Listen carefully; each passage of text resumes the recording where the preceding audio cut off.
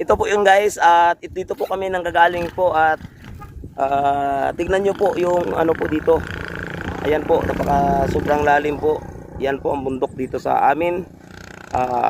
Kahit ilang oras po ang biyahe namin, andito po kami para mapuntahan po namin yung Subanin po. Dito po, napakalalim po dyan po. Yan po. Piso na lang po pumasahe. Ito po, sabi po ng aking kasama po dito, piso na lang po pumasahe para langit. Ayan na po langit, ang lapit po. Ayan po. Andito pa at andito yung mga kasama ko. Yan po. Ay, si Daddy.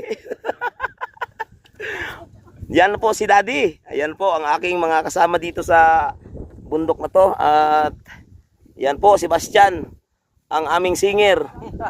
O yan.